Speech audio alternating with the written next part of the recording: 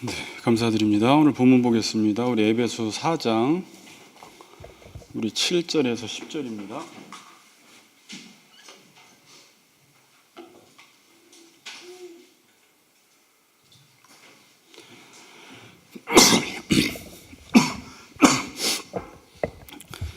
우리 에베소 4장 7절에서 10절 우리 한 절씩 교독합니다.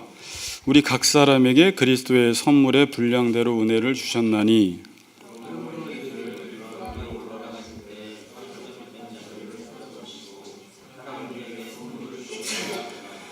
올라가셨다 하였은즉 땅 아래 낮은 곳으로 내리셨던 것이 아니면 무엇이냐? 졌던 그가 곧 모든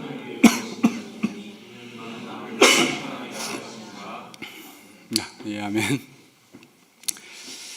네, 같이 한번 인사합시다. 많이 안 보이는 얼굴도 계신데 옆 사람들하고 뒷 사람들하고 우리 강건하십시오 이렇게 인사하겠습니다. 강건하십시오. 네.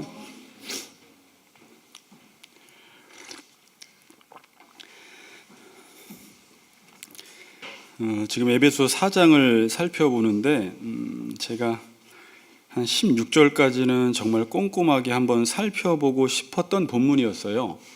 전체 흐름과 내용은 제가 하도 많이 듣고 워낙 많이 듣고 공부해서 대략적으로는 아는데 지금 이제 이 교회를 정립해 나가는 시점에서 이 교회가 무엇인지, 교회가 어떻게 바르게 세워지는지를 여기서 말씀하고 있기에 저도 그냥 그동안 알고 있었던 선지식을 좀 제하고 정말 본문을 따라가면서 이 본문을 통해서 하나님이 교회를 어떻게 정의하시고 우리가 어떻게 세워 나가시기를 원하시는지를 잘 찾고 있는 중에 있습니다. 그래서 계속해서 이제 같이 말씀을 들어보겠습니다.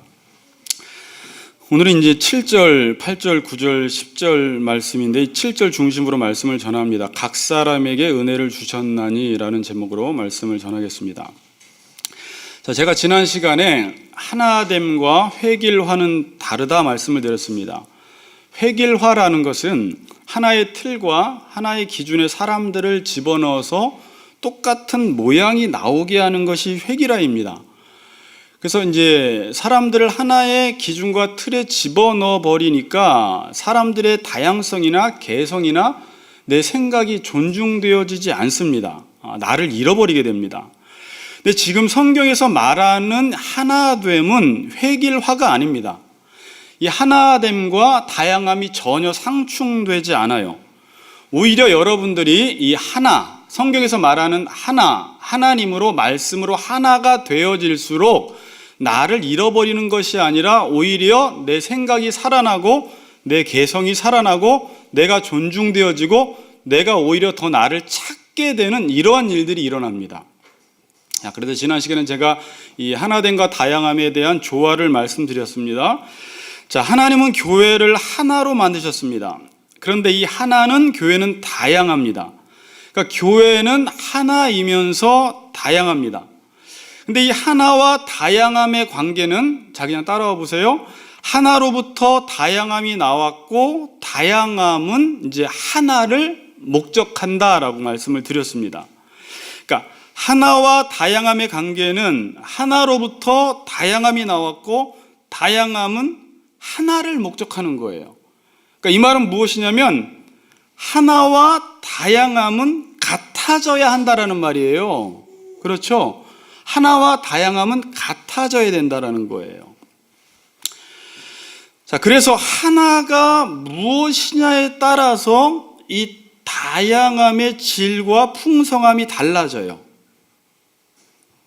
이 하나가 무엇이냐에 따라서 다양함의 종류라든지 질이라든지 풍성함이 달라진다라는 것입니다. 자, 오케스트라에서 한 곡을 연주합니다.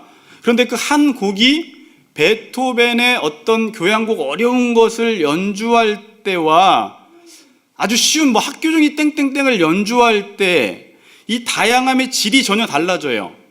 베토벤의 그 어려운 곡을 연주할 때는 많은 오케스트라 단원들이 필요하고 실력도 있어야 되고 여러 악기가 있어야지 이 베토벤의 어려운 곡 하나를 잘 표현해낼 수 있는 거예요. 그렇죠? 근데 학교종이 땡땡땡은 그냥 두세 명만 있어서 대충 트라이앵글 치고 노래 조금만 하면 이 학교종이 땡땡땡이라는 곡이 이 다양함 속에서 잘 표현될 수가 있어요. 그러니까 하나됨이 어떠한 하나됨이냐에 따라서 이 다양함의 질과 풍성함이 달라진다라는 것입니다. 자, 그럼 교회의 지금 하나는 뭐라고 했어요? 제가 오늘 설교가 이게 단순해요. 들어보면. 자, 오늘 교회 하나가 뭐라고 했어요? 예수 그리스도예요. 교회 하나는 예수 그리스도. 그러면 예수 그리스도라는 한 곡, 그러니까 이렇게 표현할게요. 예수님을 연주하기 위해서 어떠한 다양함이 있어야 하냐라는 거예요. 어떠한 다양함. 우리가 예수님이라는 곡을 연주하기 위해서 우리는 어떠한 다양함과 수준 가운데 있어야지 예수님을 연주할 수 있냐라는 것입니다. 자, 그러면 예수님을 연주한다고 했는데 예수님이라는 분은 어떤 분이신가라고 했을 때, 자, 이건 좀 중요하니까 잘 따라오세요. 예수님이 어떤 분인가라고 했을 때 에베소서 앞장으로 넘겨보세요. 1장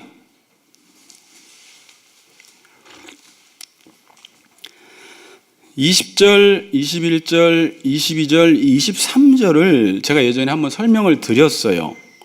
그러니까 하나님의 능력이 지극히 크심이 나타난 것을 예를 들면서 예수 그리스도의 예를 들었어요. 그러니까 하나님의 능력이 가장 크게 나타났던 예가 예수님인데, 이 예수님이 누구시냐라고 할 때 20절에 보세요. 그리스도 안에서 역사하사 죽은 자들 가운데서 다시 살리시고 하늘에서 자기의 오른편에 앉히사. 그러니까 지금 예수님이 지금 하늘 보좌 위에서 하나님 오른편에 앉아 계신다라는 것은 모든 실권을 가지시고 지금 이 세상을 다스리시고 통치하시는 왕이 되었다라는 말입니다. 그래서 모든 만물이, 모든 영적인 존재들이 예수님의 무릎에 다 복종해요. 그 뒤에 보세요. 모든 통치와 권세와 능력과 주권과 이 세상뿐 아니라 오는 세상에 일컫는 모든 이름 위에 뛰어나게 하시고 또 만물을 그의 발 아래에 복종하게 하시고 그를 만물 위의 교회의 머리로 삼으셨느니라. 그러니까 예수님이 지금 하나님 보좌 우편에서 이 땅을 다 다스리시고 모든 영적 권세들이 예수님 앞에 다 무릎을 꿇는데 그분이 지금 교회의 머리가 되셨다, 그렇게 말해요. 그러니까 지금 제가 예수 한 분이 누구이냐를 설명하는 겁니다. 그러면서 하는 말이 교회는 그의 몸이니, 이 다양함을 말해요. 그의 몸이니 만물 안에서 만물을 충만하게 하시는 이의 충만함이니라, 이렇게 말해요. 그래서 제가 만물을 충만하게 하시는 이가 누구예요? 그리스도예요. 만물을 충만하게 하시는 이의 충만함이라는 말은 그리스도의 충만함이라는 말인데, 그리스도는 이미 머리가 충만해요. 충만하신데 이 충만함으로 교회를 충만하게 하시겠다라는 말입니다. 그러니까 예수님은 누구냐면 만물을 충만하게 하시는 분이세요. 왜 이게 중요하냐면 뒤에 이제 충만이라는 단어가 계속 나오면 뭐 성령 충만, 만물을 충만, 그리스도의 장성한 분량이 충만한데 이 충만의 이해를 못하면 여러분들이 교회를 이해를 못해요. 자, 예수님이 누구라고요? 만물을 충만하게 하시는 이. 그럼 이 충만이라는 건 뭘까요? 충만은 예수님이 이 땅에 오신 목적이에요. 충만케 하러 오셨어요. 제가 이 충만을 에베소 1장 10절에서 통일이라는 단어로 한번 설명을 드렸습니다. 그러니까 통일과 충만은 같은 뜻이에요. 그러니까 통일은 무슨 뜻이라고 했어요? 예수님이 이 땅, 자, 1장 10절 보세요. 하늘에 있는 것이나 땅에 있는 것이 다 그리스도 안에서 통일되게 하려 하심이라 그랬죠. 통일은 뭐냐면 여러 가지 것들을 한 가지 목적을 향해 모으는 거예요. 제가 그랬어요. 여러 가지 것들을 한 가지 목적을 향해 모으는 것. 근데 이게 뭐냐면 여러 가지 하나님이 창조한 피조세계, 피조물들을 하나님이라는 한 가지 목적으로 모아버리는 상태가 통일이고 그게 충만함이에요. 그렇게 할 때, 충만할 때 여러 가지 것들이 하나님이라는 한 분으로 다 하나로 모아질 때 그 상태가 하나님의 영광이 드러난 상태가 되는 거예요. 하나님이 누구신지가 드러나는 거예요.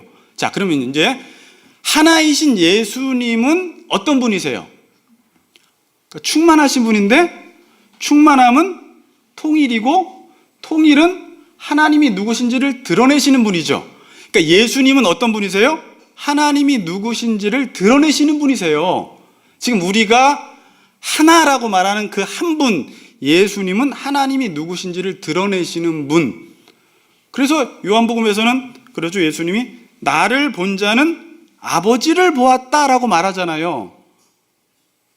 그렇죠.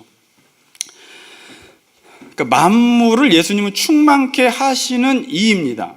그러니까 우리가 예수님 한 분을 교회가 연주한다라는 것은 하나님을 드러내는 것입니다. 자, 학교종이 땡땡땡이라는 곡의 아름다움을 드러내는 것은 그렇게 어렵지 않아요. 종혁이가 조금만 노래를 해도 이 아름다운 곡을, 뭐 이렇게 아름답지도 않아요. 학교종이 땡땡땡은 그냥 부르면 그냥 학교종이 땡땡땡을 잘 드러낼 수 있어요. 두 사람, 세 사람만 땅땅땅 치면 정말 아름답게 학교종이 땡땡땡을 드러낼 수 있습니다. 그 곡을 연주하기 위해서 조수미 씨까지 올 필요는 없어요. 그러나 베토벤의 웅장한 한 곡 뭐가 있죠, 여보? 뭐 그걸 한 곡을 드러내려면 이게 너무 풍성하고 너무 광대하고 너무 웅장하니까 한두 사람 가지고는 이 곡을 표현을 못하니까 다양한 악기와 다양한 사람들과 다양한 합창단을 동원시켜서 이 한 곡을 다양함 속에 표현해내는 거예요. 네.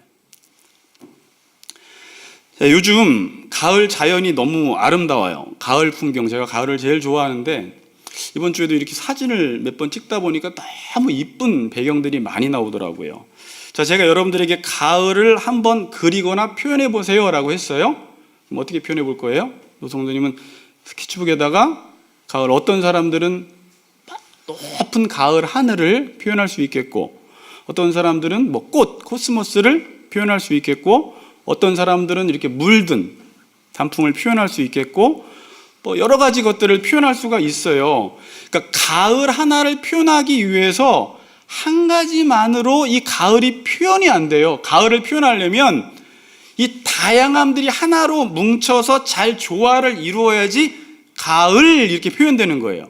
사진 작가들은 가을이라는 풍경을 담기 위해서 이게 하나만 찍는 게 아니라 가을이라는 풍경을 한번 사진으로 잘 담아보세요. 그러면 먼 하늘, 그 뒤에 이제 막 펄럭펄럭 뭐 이렇게 바람도 불면서 또 코스모스도 피면서 벌이 하나 쉬잉 오면서 이 모든 것을 탁 찍으면 가을이라는 게 하나가 딱 표현이 돼버리는 것입니다. 여러분, 집에다가 코스모스가 이쁘다고 해서 꺾어다가 집에다가 놓고 보면 별로 안 이뻐요. 코스모스는 언제 이쁘냐면 하늘이 있어야 되고, 제가 보니까 바람이 좀 살랑살랑 불어야 되고, 거기서 잡초랑 이렇게 섞여서 이렇게 흔들릴 때 이쁘다 그러지, 그거를 이쁘다고 꺾어가지고 집에 갖고 와서 본다고 해서 별로 이쁘질 않습니다. 그러니까 조화를 이루니까 가을이 잘 표현이 되더라는 것입니다. 지금 교회는 이 하나님이 어떠한 분이신지를 잘 드러내야 돼요. 한 분이신 하나님을 이 다양함 속에서 잘 드러내야 합니다. 근데 이 하나님은요, 어떤 탁월한 인간, 탁월한 성자, 정말 신 같은 인간이 있어도 혼자서는 이 하나님을 내 안에 담아서 표현을 할 수가 없어요. 왜냐하면 하나님은 너무 크시기 때문에 그래요. 그러면 우주는 어떨까요, 여러분? 이 우주는 하나님을 잘 표현해낼 수 있을까요? 어느 정도는 표현해내요. 하나님은 무한하신 분이기 때문에 우주가 무한해요. 그래서 우주를 보면 하나님이 무한하시구나, 우주를 보면 하나님이 광대하시고 능력이 많구나, 위엄이 있으시구나 정도는 우주가 표현해내는데, 그렇다고 이 우주가 하나님을 다 표현해낼 수는 없습니다. 그래서 하나님은 하나님 한 분을 표현해내시기 위해서 교회를 세우신 거예요. 그러니까 교회는 어떤 곳이에요? 하나님을 가장 잘 드러낼 수 있는 곳이 교회입니다. 자, 에베소 3장 7절에서 10절 봅니다. 3장 보세요. 그냥 눈으로 보세요. 3장 7절에서 10절. 사도 바울 그 7절부터 쭉 읽어보시고요. 영원부터 만물을 창조하신 하나님 속에 감추어졌던 비밀의 경륜이 어떠한 것을 드러내게 하려 하심이라 그러죠. 뭐를 통해서? 교회를 통해서 하나님을 드러내게 하려 하심이라 그러고 10절에는 이는 이제 교회로 말미암아 하나님의 각종 지혜를 알게 하려 하심이라 그래요. 그러니까 하나님은 지금 교회를 통해서 하나님을 드러내시겠다라는 것입니다. 우주도 하나님을 잘 드러낼 수가 없습니다. 이 세상의 그 어떠한 공동체도 어떠한 국가도 어떠한 단체도 어떠한 훌륭한 집단도 하나님을 드러내지 못하는데 오직 교회를 통해서 하나님이 누구신지를 하나님은 다 드러내시겠다라는 거예요. 놀라운 거예요, 지금. 자, 여기까지 이해되시죠? 네. 자, 그런데 교회는 어떻게 하나님을 드러낼 수 있을까? 교회가 뭔데 하나님을 드러낼 수 있냐라는 거예요. 하나님이 드러나기 위해서는 여러분 뭐가 드러나야 돼요? 자, 하나님을 교회 가운데 드러내고 싶은데 교회가 뭐를 드러내야지 하나님을 드러낼 수가 있어요? 그러니까 하나님에게 있어서 가장 중요한 게 있어요. 이거 드러내지 않으면 하나님은 못 드러내. 아까 예수님이 뭐라고 했어요? 하나님을 가장 잘 드러내시는 분이라고 했죠. 그래서 교회를 예수가 머리에, 그리고 우리를 그의 지체로 묶어버렸어요. 일단 이 교회만 봐도 하나님을 가장 잘 드러내는 거예요. 그리고 이 공동체를 예수와 같게 하겠다라는 것입니다. 그렇죠? 자, 이 교회라는 것은 뭐냐면 하나님을 가장 잘 드러낸다라는 것은 성경에서는 사랑과 공의가 가장 잘 드러나야 돼요. 하나님은 뭐 무한함, 뭐 광대함, 능력, 이건 우주가 잘 드러내는데 하나님의 속성상 사랑과 공의는 우주는 드러낼 수 없고 이 세상 어떤 정부나 기관도 드러낼 수가 없고 교회만 드러낼 수 있는데, 그래서 교회의 머리를 예수로 하고 우리를 그 몸에 묶어버렸어요, 머리에. 그래서 예수 그리스도께서 우리의 연약함을 대신 짊어지심으로 십자가를 지셔서 사랑을 드러내셨고, 이제 이 공동체는 어떠한 삶을 살아가야 되느냐? 각 지체들이 서로 도와가면서, 서로 상호 협력하면서 십자가를 지면서 사랑을 드러내라는 거예요. 그래서 나중에 에베소의 뒤에 4장 15절에 보면 오직 사랑 안에서 참된 것을 하여 범사에 예수에게까지 자랄지라, 그는 곧 머리니 그리스도라. 그러면서 그에게서 온몸이 각 마디를 통하여 도움을 받음으로 연결되고 결합하여 각 지체의 분량대로 역사하여 그 몸을 자라게 하여 사랑 안에서 스스로 세운다 그래요. 사랑 안에서 참된 것을 한다 그래요. 교회는 사랑과 공의가 다 드러난 것입니다. 자, 그런데 제가 오늘 드리고 싶은 말씀은 교회가 어떻게 하면은 이 하나님, 예수 그리스도를 드러낼 수 있느냐? 한 사람을 통해서는 교회가 드러날 수가 없습니다. 예수님이 드러날 수가 없어요. 그래서 교회를 어떻게 지으셨어요? 다양하게 지으신 거예요. 다양하게. 가을 하나를 표현해 내려고 해도 코스모스 하나로, 하늘 하나로, 바람 하나로, 단풍 하나로도 드러낼 수 없어서 다양함이 조화롭게 어울려서 가을 하나를 표현해 내듯이 지금 하나님을 드러내기 위해서 어떤 한 사람에게 하나님의 풍성함을 다 부어주면 그 한 사람이 그걸 감당을 못해요. 그래서 각각 다양하게 하나님께서 교회 지체들을 세워서 이 다양한 지체들이 예수 그리스도를 목적해서 하나로 살아가면 이 다양한 지체 속에서 하나님이 누구신지가 드러내도록 교회를 그런 구조로 하나님께서 세우셨다라는 거예요. 자, 교회 놀랍죠? 이렇게 교회를 세우셨어요. 하나님이 드러날 수 있도록. 자, 오늘 본문 7절을 봅니다. 7절, 그러면 7절 읽겠습니다. 시작.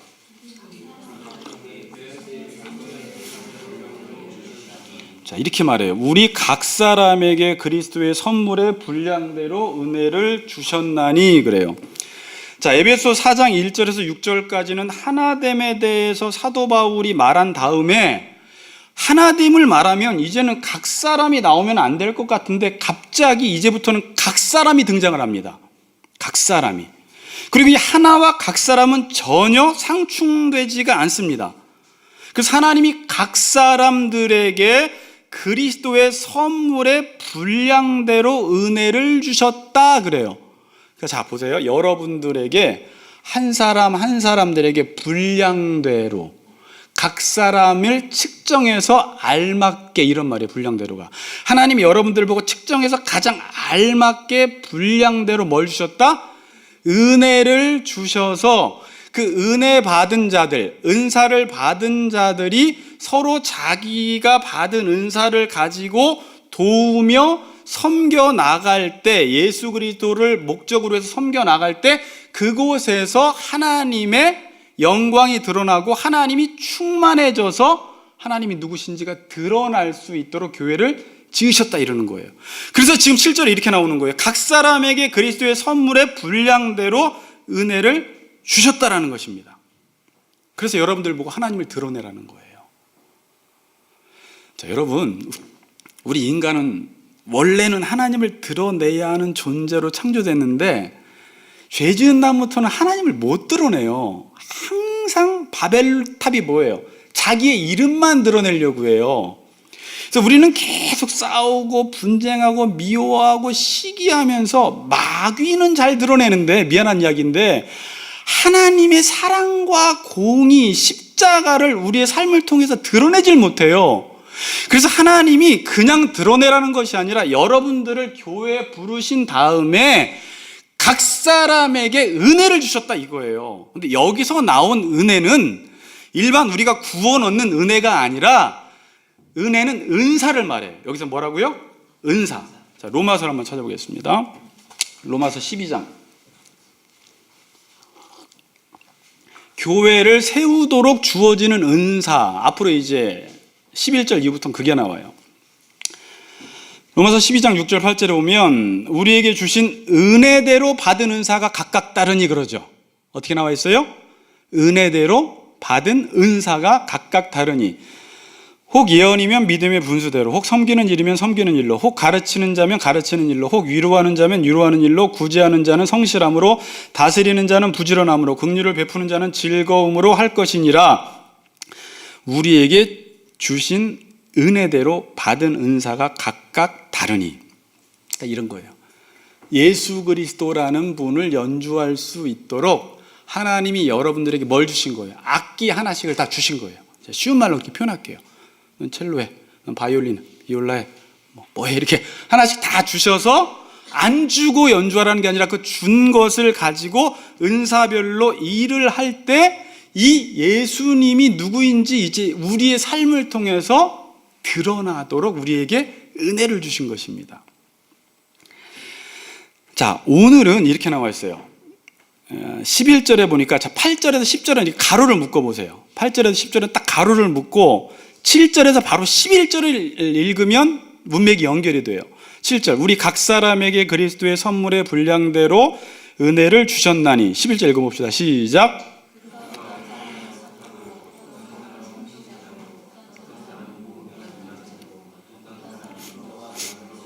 네, 그런데 오늘 8절에서 10절을 가로로 묶고 거기서 8절에서 시편 68편 18절을 갑자기 인용을 하면서 사도 바울이 어떤 이야기를 좀 하고 싶어 해요. 왜 갑자기 은혜를 주셨다 그러고 바로 뭐 어떤 사람은 사도로 어떤 사람은 선지자로 가도 되는데 여기서 뭘 인용을 해요. 그럼 무슨 말을 하고 싶어서 지금 인용을 했을까요? 이건 그거예요. 예수님께서, 자, 그 내용은 이제 집에 가서 읽어보시고, 우리에게 선물을 주시기 위해서 하늘로 올라가신 것이다, 이 말을 하는 거예요. 자, 무슨 말 하는 것이 인용해서? 그러니까 우리에게 은혜를 주셨다라는 것을 지금 이 가로에서 한 번 더 강조하고 싶어서, 예수님이 이 땅에 내려오셨다가 올라가신 이유가 뭔지 알아? 그건 너희들에게 선물 주려고 올라간 거야. 이 말을 지금 하는 거예요. 자, 그런 생각을 하면서 한번 10절부터 읽어보세요. 아니, 8절부터 시작.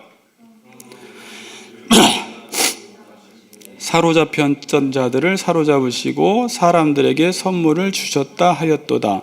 올라가셨다 하였은즉 땅 아래 낮은 곳으로 내리셨던 것이 아니면 무엇이냐. 내리셨던 그가 곧 하늘 오르신 자니 이는 만물을 충만하게 하려 하심이라. 자, 여기서 또 만물을 충만하게 하려 하심이라 그러죠. 그분이 올라가신 건 내려왔으니까 올라간 거다, 이런 말을 하는 거예요. 그리고 그가 올라가신 이유는 선물 주기 위해서 올라간 거다. 다른 말로 올라가신 이유는 이 만물을 충만하게 하시기 위해서 예수님께서 올라가신 것이다. 그러면서 8절을 인용을 하는데, 자, 8절은 그 기역 각주가 달려있죠. 성경에 보면. 그가 위로 올라가실 때 사로잡혔던 자들을 사로잡으시고 사람들에게 선물을 주셨다. 근데 시편 68편 18절을 찾아보면 이게 좀 달라요. 인용을 할 때 말을 막 바꿔버렸어요, 사도 바울이. 그럼 원래 시편 68편 18절에는 어떻게 기록되어 있냐면 주께서 높은 곳으로 오르시며 사로잡은 자들을 취하시고 선물들을 사람들에게 받으시며 반역자들로부터도 받으시니 여호와 하나님이 그들과 함께 계시기 때문이라. 자, 그냥 앞에 보세요. 자, 이 내용은 제가 다 찾아봤는데 이 내용은 여러분들이 너무 이렇게 또 말이 막 어려워서 모르겠는데, 다윗이 전쟁을 해서 승리를 했어요. 그리고 승리를 하고 적군들로부터 지금 전리품들을 거둬들이는 것입니다. 이 선물을 받은 거예요. 그 반역자들로부터 선물을 받은 것이 자기 어떤 군대의 힘이나 능력으로 전쟁에 이겨서 전리품들을 가져온 것이 아니라 하나님께서 함께 하셨기 때문에 내가 그 적군들로부터 전리품, 이런 선물들을 지금 받을 수 있었던 것이다 라는 구절인데, 사도 바울은 지금 이 구절을 인용을 하면서 의미를 확대시켜 나가는 거예요. 뭘로? 예수 그리스도에게까지 끌어오는 거예요. 그래서 지금 오늘 본문에서는 예수님께서 사로잡은 자들을 사로잡으시고 우리에게 선물을 주셨다라고 지금 8절에 그 인용 문구를 바꿔서 기록하고 있어요. 8절 다시 한번 읽어보세요. 자, 이거 너무 제가 어렵게 하려고 그런 게 아니라 요거 알아야지 여러분들이 뒤에 이제 중요한 걸 알아요. 자, 8절 한번 읽어보세요. 8절 시작. 그러므로 이르기를 그가 위로 올라가실 때에 사로잡혔던 자들을 사로잡으시고 사람들에게 선물을 주셨다. 그 문구를 그대로 인용한 것이 아니라 의미만 따왔어요. 그리고 문장을 바꿔버렸어요. 자, 이게 뭐냐면 구약 시대에는요, 그냥 다윗이나 뭐 솔로몬이나 그런 사람들이 그냥 시를 쓰고 글을 써요. 그 당시의 상황 속에서 그냥 글을 쓰는데 자기는 그것이 예수 그리스도를 예언한다고 생각하지 않고 글을 썼던 글이 하나님이 간섭을 하셔서 그 글이 예수 그리스도를 예언하는 글이 되도록 하나님께서 섭리하신 거예요. 자, 시편 제일 흔한 게 시편 22편이에요. 거기서 그래요. 다윗이 어찌하여 나를 버리셨나이까? 왜 하나님 나를 버리셨어요? 나는 벌레만 또 못해요. 막 그런 고백을 해요. 근데 다윗은 왜 지금 그런 고백을 하는 거예요? 사울에게 막 쫓겨다니고 고난을 당하면서 왜 하나님 나를 버리셨어요? 어찌하여 나를 버리셨습니까? 나는 벌레만 또 못한 존재입니다 라고 그냥 고백을 했는데, 그것이 뭘 지금 예언하고 있는 거예요? 본인은 몰라요. 뭘 예언하고 있어요? 예수님을 예언하고 있는 거예요. 그래서 예수님이 나중에 십자가에 달려 돌아가시면서 뭐라고 해요? 하나님이요, 어찌하여 나를 버리셨나이까? 이렇게 고백을 하는 거예요. 이중적 의미가 들어가 있는 거예요, 이 안에. 그냥 그 사람들은 그 상황 속에서 글을 썼는데 그것이 예수 그리스도를 예언하는 글이 되도록 하나님께서 섭리하시고 간섭하셨던 거예요.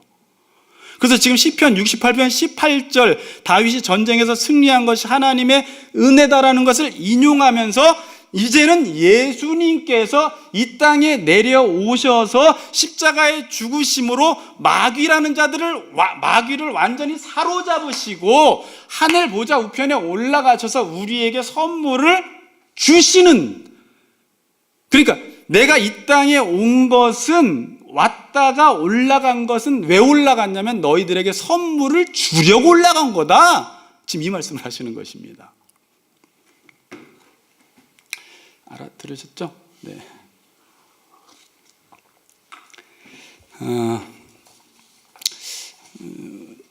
이제 우리의 신앙의 문제가 뭐냐면, 예수님이 이 땅에 왜 내려오셨습니까? 그러면 여러분들 보통 어떻게 대답해요? 그래, 이제 문제라기보다 그렇게만 이해해요. 왜 이 땅에 예수님이 내려오셨어요? 그럼 되게 이게 평면적으로, 협의적으로 좁게 이해를 해요. 그래서 우리가 죄인 돼서 의인 되었습니다. 지옥 갈 사람이 천국 가게 되었습니다. 그리고 예수님은 하늘 보좌, 사도행전에 구름 타고 올라가셨습니다. 그리고 올라가셔서 예수님이 뭐 하는지 몰라요. 그리고 이제 나중에 그분은 내려오실 것입니다. 그리고 우린 그를 맞이할 것입니다 라는 정도의 우리는 지금 신앙을 갖고 있어요. 근데 성경에서는 예수님이 이 땅에 오셔서 우리를 위해서 십자가에 죽으시고 우리를 죄인에서 의인 만들어 준 건 시작에 불과한 거예요. 이제 예수님이 하늘로 올라가신 것은 이제 끝이 아니라 거기서부터 이제 아까 하늘 보좌 우편에 앉으셔서 만물을 충만케 하시는 일을 지금부터 하시는 거예요. 10절 보세요. 아까 내리셨던 그가 곧 하늘 위에 오르신 자니 이는 뭐라고요? 만물을 충만하게 하려 하심이라 그래요. 그러니까 만물을 충만하게 하려고 예수님이 지금 하늘로 올라가신 것입니다. 지금. 그래서 지금 교회를 세우시고 교회 가운데 각 지체들 부르신 여러분들에게 위에서 예수님께서 선물, 은혜, 은사를 부어주셔서 여러분들이 그 은사별로 연주를 하면 하나가 되어서 예수 그리스도를 목적으로 하나가 되면 그 교회가 하나님이 누구신지를 드러내는 기가 막힌 공동체가 되도록 하나님께서 지금 위에서 예수님께서 우리에게 계속 지금 은사와 선물을 부어주시는 거예요. 주여 성령의 은사들을 오늘도 내리어 줍소서. 근데 이 목적을 모르는 사람들은 은사 받아서 자기 자랑하고 은사 받아서 혼자 황홀공에 빠지고 은사 받아서 넌 방언 못 받았냐 받았느냐 이게 문제가 아니라 이걸 가지고 이제 하나님을 드러내라고 우리에게 악기를 줬다 이거예요. 은사를. 그러니까 여러분들이 신앙을 좀 더 폭넓게 이해를 해야 돼요. 지금까지는 예수님이 나를 위해 십자가에 돌아가셨어. 그리고 하늘로 올라가셨어. 이제 언제 오실까 난 그분을 기다려야 되는데 이 땅에서 꽉 물고 참다가 예수님 오시면 저 예수님 잘 살았죠? 이게 아니라 이제 올라가셔서 사역이 본격적으로 시작이 된 거예요. 이제 거기서부터 이제 예수님이 지금 만물을 충만케 하시는 그 일을 이제 하고 계시는 거예요. 이 교회를 통해서 하나님이 누구신지를 드러내시겠다라는 것입니다. 성회자매 알겠어요? 오래간만에 오니까 들죠?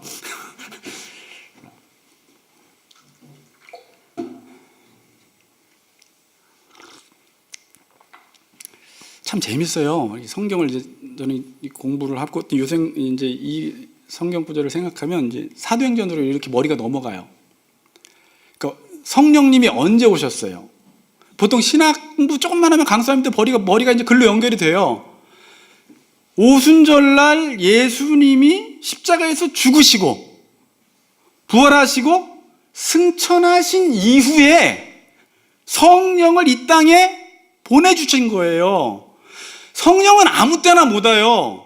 예수님의 구원사역, 속죄사역이 맞춰져야지, 우리의 죄가 사해져야지 하나님이 성령을 통해서 우리 가운데 임하시는 거예요.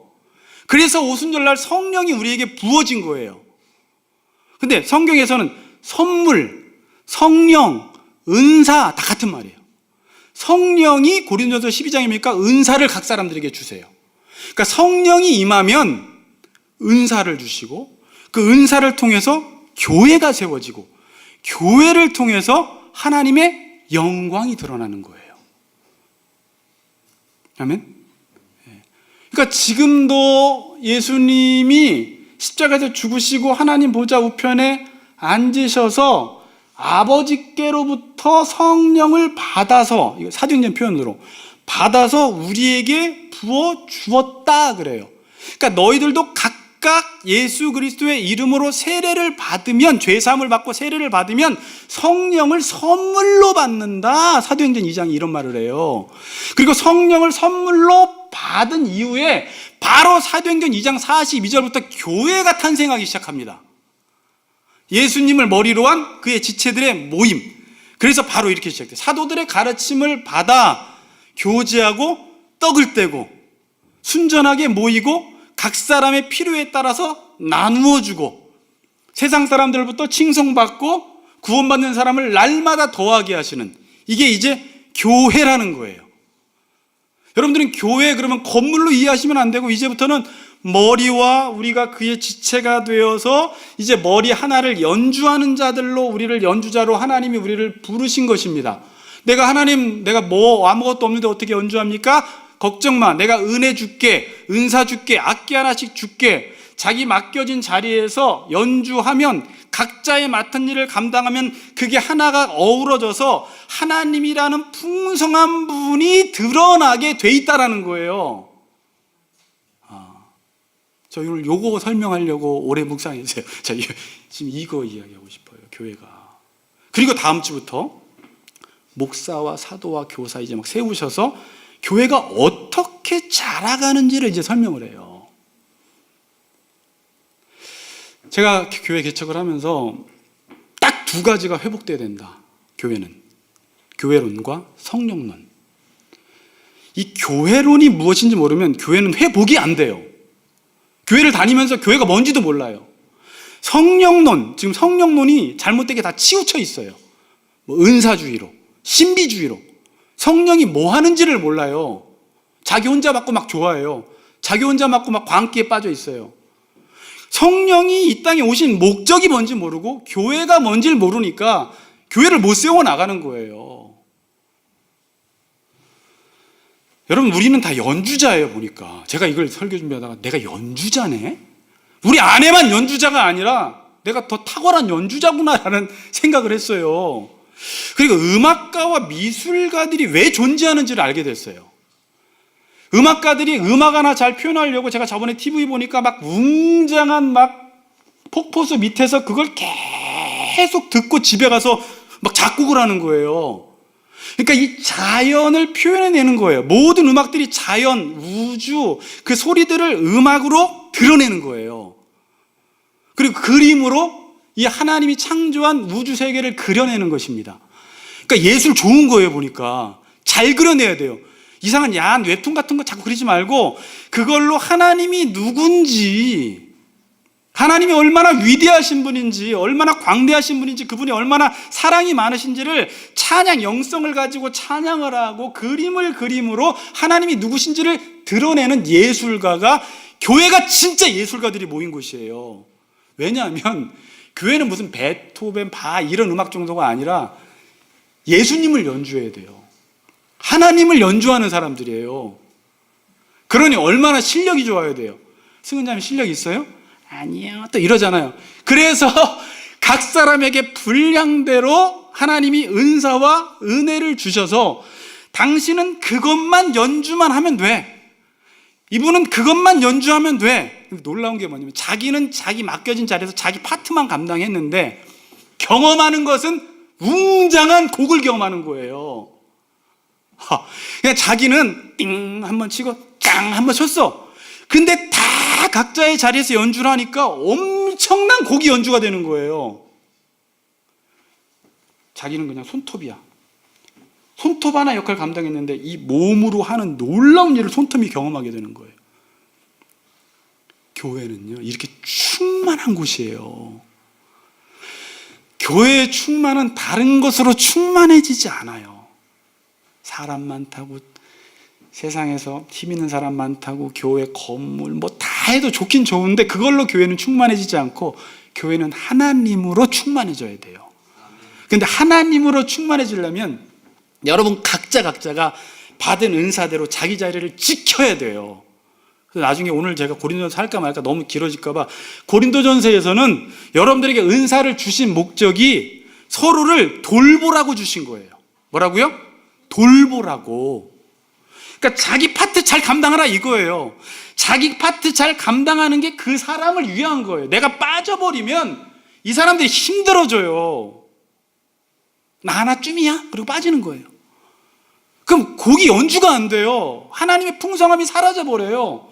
그 풍성함을 맛보지를 못해요.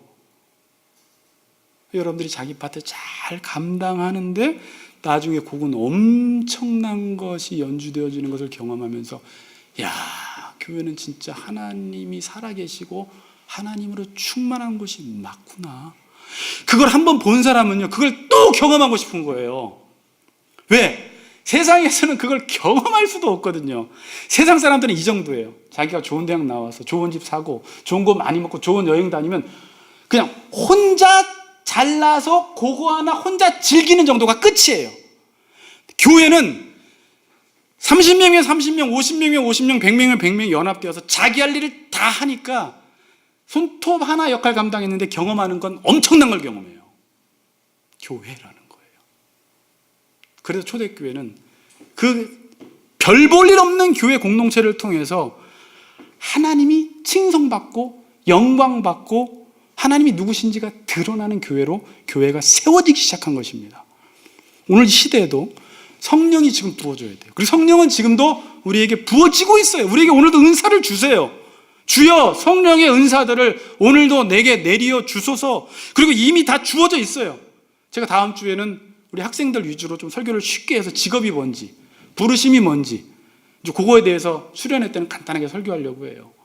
여러분들에게 주신 모든 그 은사와 여러분들에게 주신 재능을 가지고 각자 섬겨 나갈 때 교회는 하나님으로 충만한 곳이 되는 것입니다.